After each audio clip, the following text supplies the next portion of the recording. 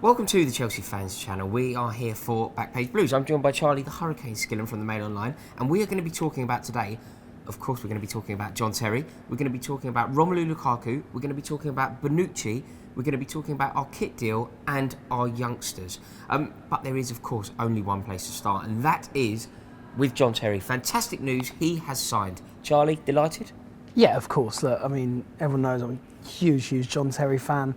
I thought it was absolutely ludicrous that, this wasn't sorted out earlier. I think it was real sort of affront to the fans. And, we've seen it handled very badly with Lampard. We've seen it handled badly with Cole. So, yeah, it's great to finally sort this out. And I think it gives everyone such a renewed optimism for the new season with Terry there. And in fact, we actually believe that Antonio Conte had a big say in this. I see that you've dressed in a way, you're paying homage to Antonio Conte. Yeah, why not? Very suave, debonair Italian, why exactly. A bit like myself if I was Italian.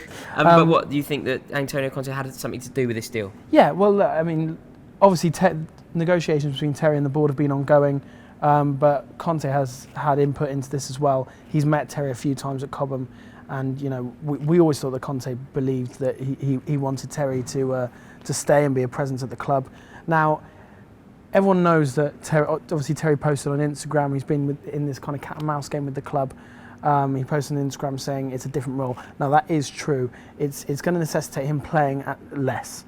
Right. Chelsea. So when it's most crucial, we'll be preserving him for the most crucial, for the least crucial.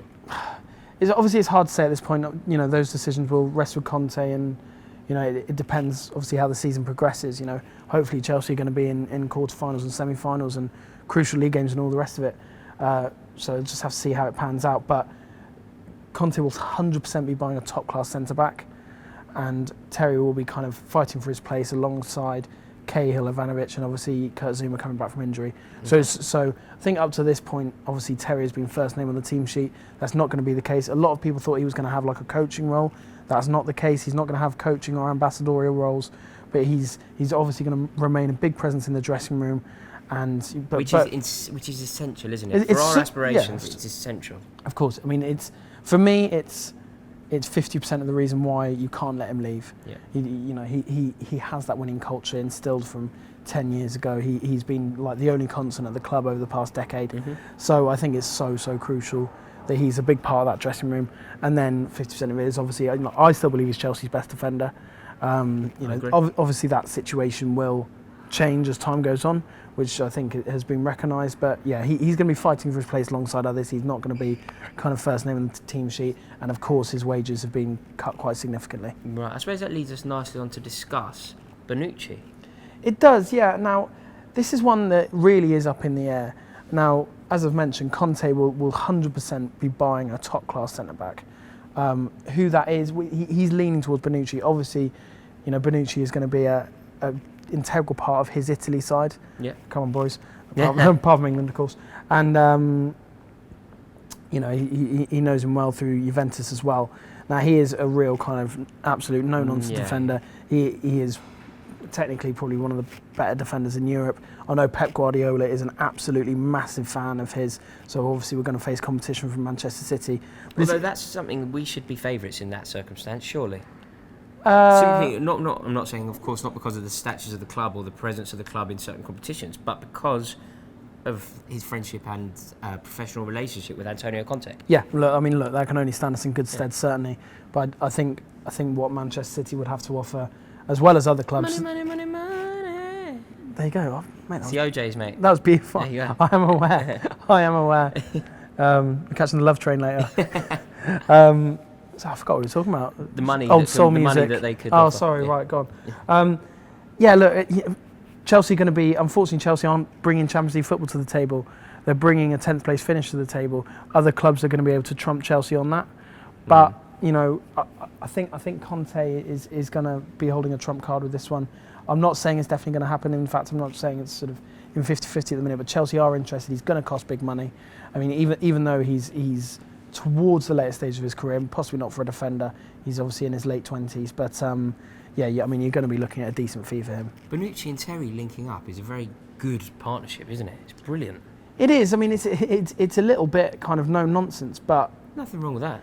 No, I mean, look, Chelsea have excelled at doing no nonsense before, so it would be a good thing. You look at what Morgan and Huth achieved. That's very no nonsense, isn't it? Yeah, that's absolutely the most no nonsense there is. Absolutely no nonsense. Yeah. But no, it's going to be interesting to see how the one develops. I mean, it might be the case that Bonucci comes in and maybe Terry plays when Bonucci doesn't. Yeah. Do you know what? I've been talking today to my dear friend Adam Boltwood, who is the king of the Football Republic. And I know that sounds weird because republics generally don't have kings, but that's how much of a king he is. He was talking to me about the brilliance of Romelu Lukaku, and we were talking about Everton and their failure and the fact that they didn't have such a good season, despite having such a prolific centre forward. Yeah.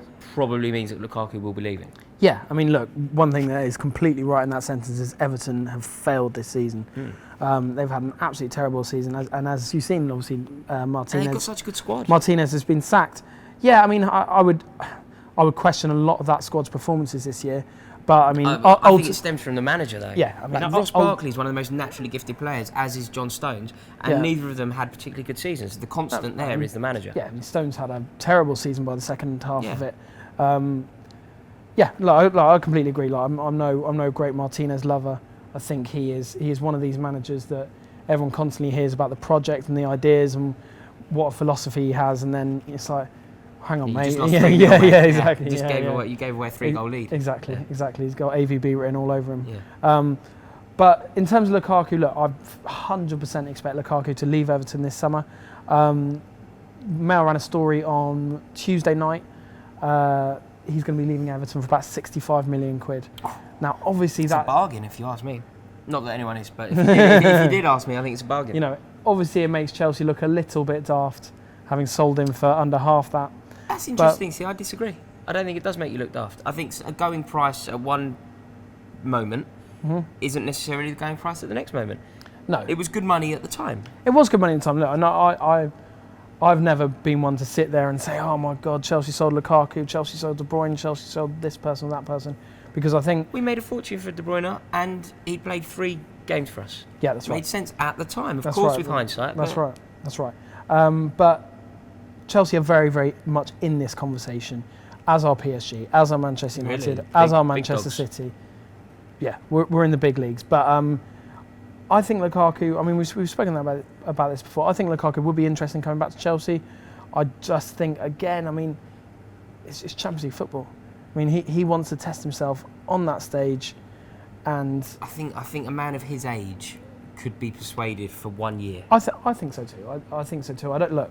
Chelsea, especially if in that year we launched a serious title bid. Yeah, look, Chelsea are very much in the top 3 or 4 in the running for Lukaku. What is a certainty is that he will be on the move, be for about 65 million, and that his agent, who is Mino Raiola, he actually changed agents this season. Mino Raiola is a kind of real famous agent in Europe. He's got Pogba, he's got Ibrahimovic. He doesn't muck around. He's a bit of a character. And it's largely going to be down to Raiola where Lukaku actually goes. I see. Okay, the other big news of this week, aside from Terry, and far less important, is a kit deal, a new kit deal. I'm sorry if I sound unenthusiastic here. I am. But Charlie, lend some enthusiasm. I know some people really do get interested in this sort of stuff.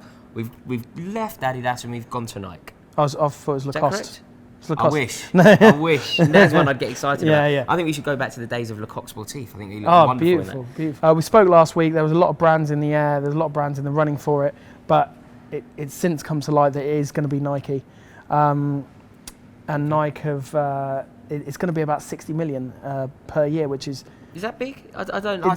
It's huge. Right. It really is huge. It really puts Chelsea in the upper echelons in Europe. Nike getting back into the Premier League in a big way. They're going to sign up Tottenham. It's far more than what Nike pay for Manchester City, and Nike are going to be renewing their deal with Barcelona.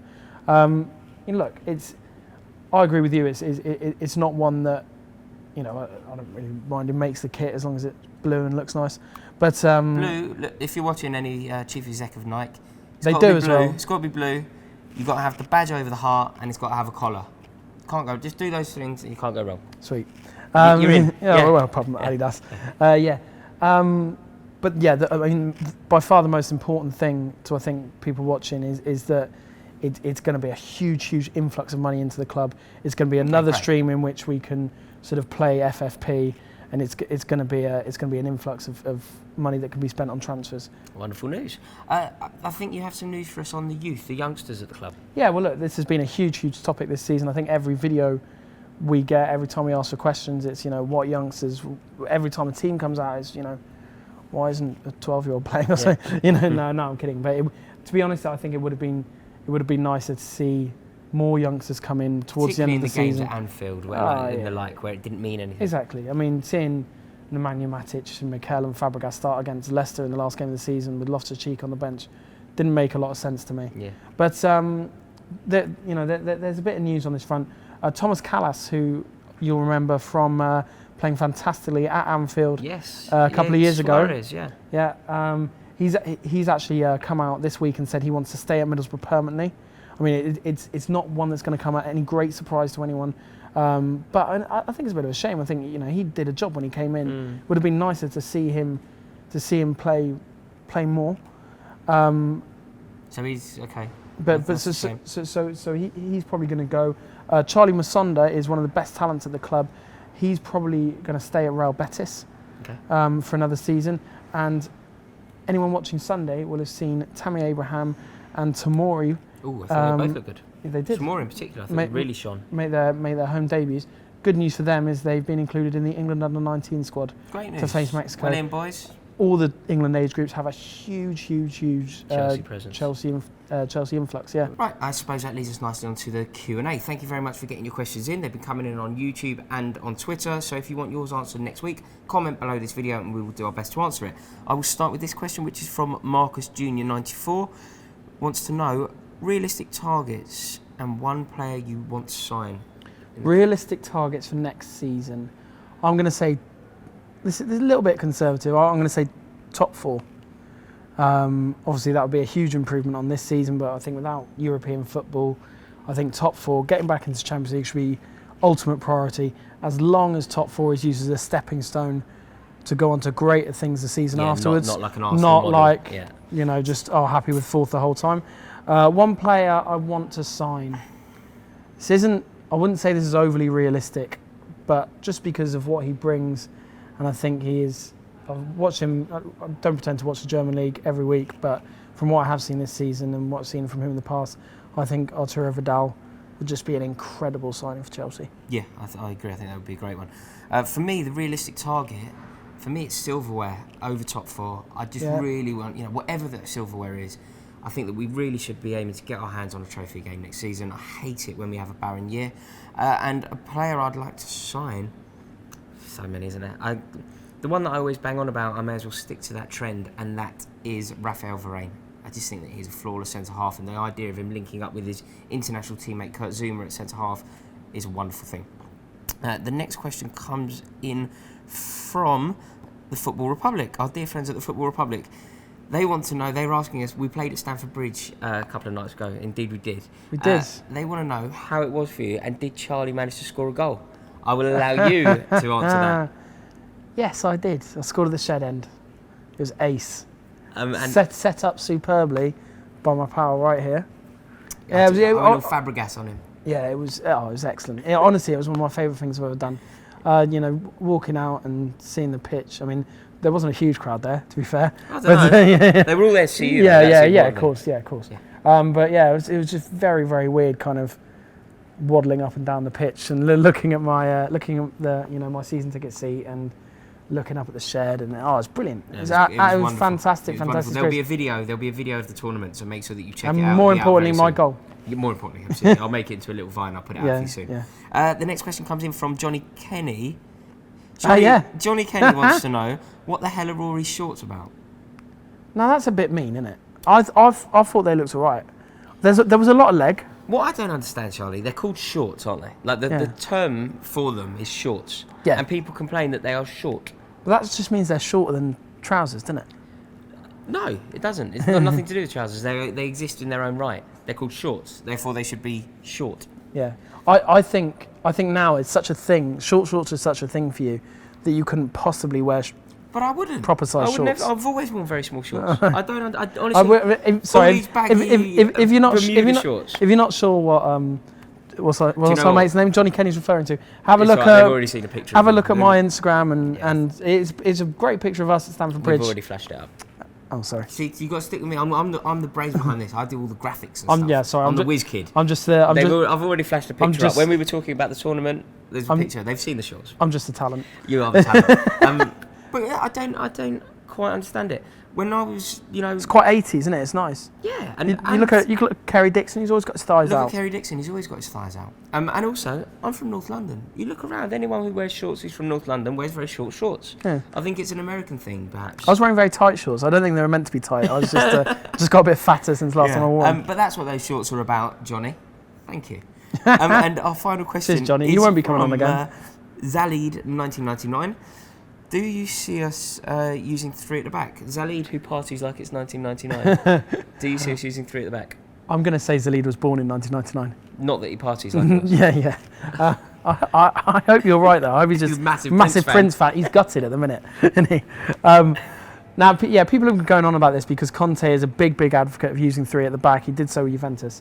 I've got my doubts that works in English football.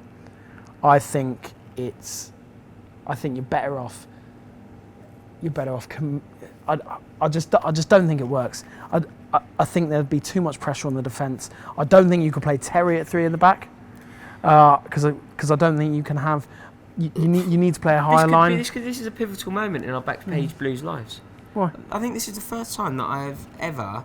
We've had our disagreements, but I always put value and stock in your opinion. Thanks, mate. This is the first time that I completely and passionately disagree. Really? Yeah. I think Terry would be wonderful as a back 3. It's similar to the way that we utilised Glenn Hoddle. Yeah, well, I mean, Glenn Hoddle I think that Conte will employ that system.